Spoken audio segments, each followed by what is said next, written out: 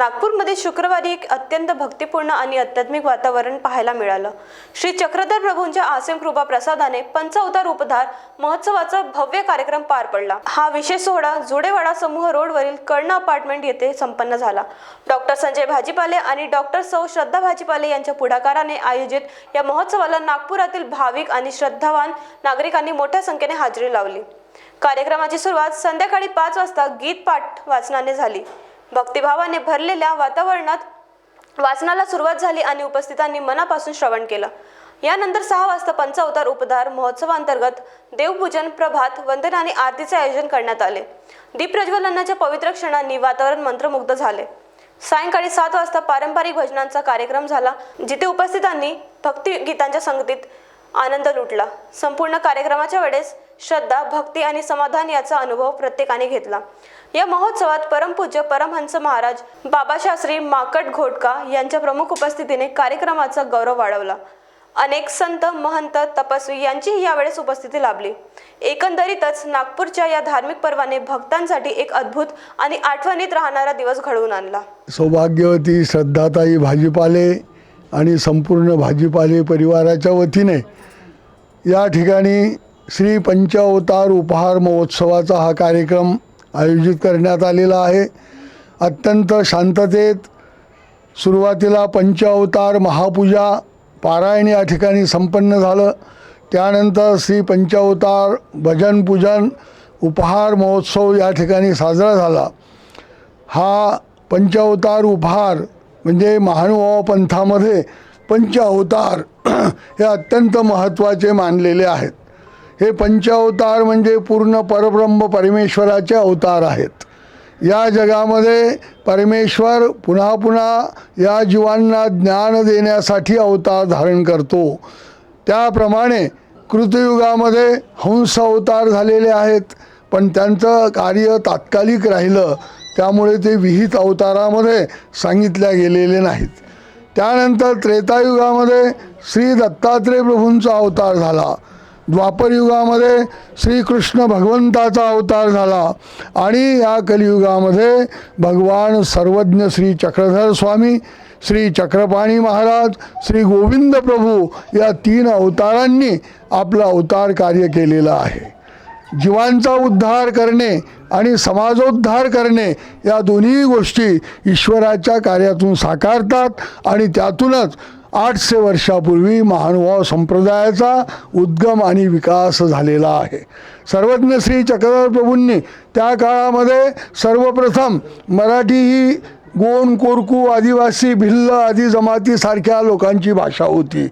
ती लिखित असलेली भाषा नव्हती, साहित्याची भाषा नव्हती, केवळ बोली भाषा होती। पण सर्वज्ञ श्री चक्रधर प्रभूंनी पहिल्याने या मराठी भाषेला धर्मभाषेचं स्थान दिलं, नव्हे देववाणीचं स्थान दिलं। आणि त्यामुळे स्वामींनी जे मराठीमधून धर्मप्रवचन केले ते लीळाचरित्रामध्ये आजही संगृहीत झालेले आहेत।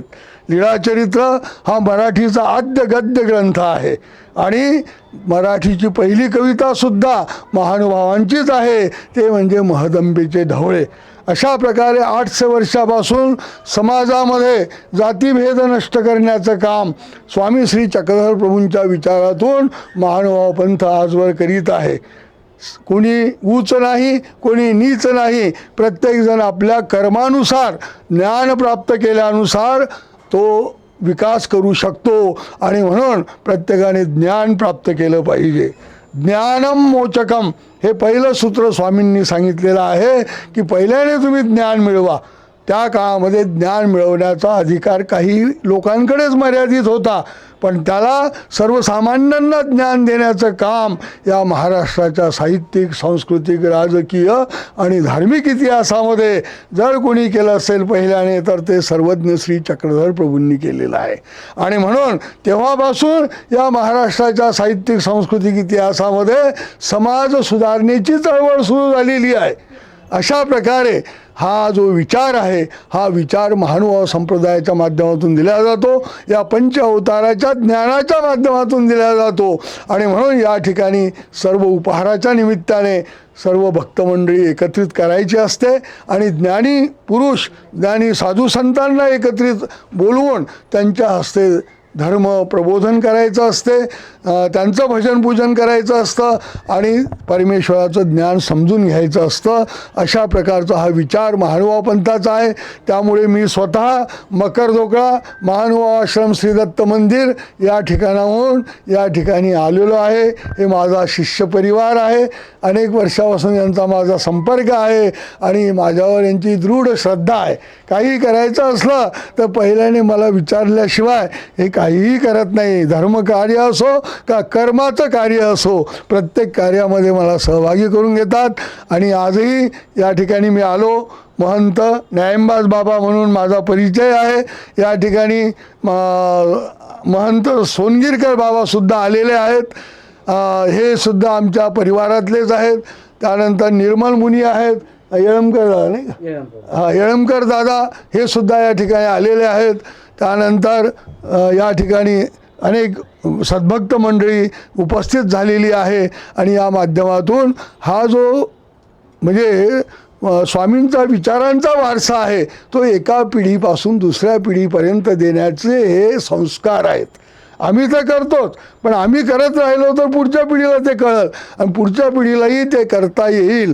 म्हणून अशा प्रकारचे हे उत्सव, अशा प्रकारचे कार्यक्रम सामूहिक रीतीने संपन्न झाले पाहिजेत, हा आमचा प्रयत्न असतो. आजच्या प्रसंगी आपण आमची मुलाखत घेतली याबद्दल आपले धन्यवाद. दंडवत दंडवत दंडवत. नमस्कार.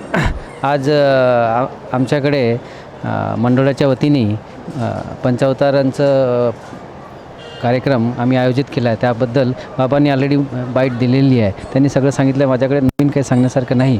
बाकी आमचे मंडळाचे अध्यक्ष एक थोडक्यात काही बाईट देतील. हो, आजचा पंचावतार महोत्सव श्री संजयजी भाजीपाले आणि डॉक्टर श्रद्धाताई भाजीपाले यांच्या निवासस्थानी तसेच श्रीकृष्ण सेवा महानुभाव मंडळ यांच्या सेवेतून प्रयत्नातून पार पडत आहे. त्यानिमित्ताने बस एवढंच सांगू इच्छिते. सेवा महानुभाव मंडळाच्या वतीने तसेच डॉक्टरजी संजयजी भाजीपाले आणि श्रद्धाताई भाजीपाले यांच्या घरी हा पंचावताराचा कार्यक्रम संपन्न झालेला आहे. त्या कार्यक्रमाला उपस्थित आदरणीय श्रद्धेय परमपूज्य परमहंत श्री मकरधोकळा निवासी उठे बाबाजी तसेच त्यांच्यासोबत भिक्षुक मंडळीसुद्धा आलेले आहे आणि हा कार्यक्रम यशस्वीरित्या असा पार पडलेला आहे. दंडवत प्रणाम. आज डॉक्टर श्री संजयजी भाजीपाले आणि सौ श्रद्धा भाजीपाले यांच्याकडे पंचावतार उपहाराचा कार्यक्रम महोत्सव चांगल्या रीतीने पार पडलेला आहे. या कार्यक्रमाला मी माझ्या शुभेच्छा देतो आणि त्यांनी हे काम करून घडवून आणलं. हा योग जो झाला हा धर्माचा प्रचार या माध्यमातून संस्कार घडतील याकरता माझ्या त्यांना शुभेच्छा. महानुभाव सेवा मंडळाच्या वतीने महिन्याचा दुसरा रविवारी पंचउपहार कार्यक्रम यावेळी डॉक्टर संजयजी भाजीपाले आणि डॉक्टर श्रद्धाताई भाजीपाले यांच्यातर्फे हा कार्यक्रम होत आहे. सर्वांनी या कार्यक्रमास उपस्थिती लावली आणि या कार्यक्रमामध्ये मकरधोकळा निवासी बाबांचे प्रवचन कीर्तनाचा कार्यक्रम होत आहे. तसाच यांच्यातर्फे महाप्रसादाचा सर्वांनी लाभ घेतला.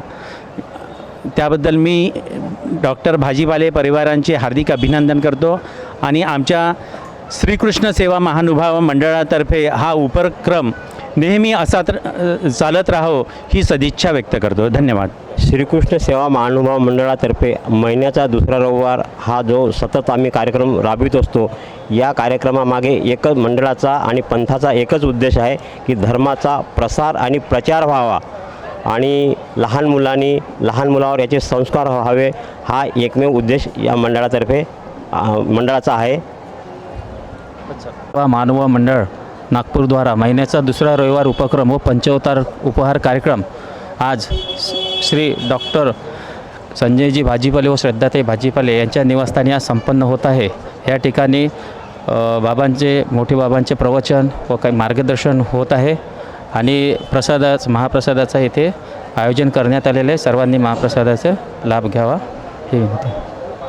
सेवा मंडळाच्या वतीने आम्ही डॉक्टर संजयजी भाजीपाले यांना शुभेच्छा देतो की त्यांच्या घरी आज पंचअवतार उपहाराचा कार्यक्रम ठेवलेला आहे.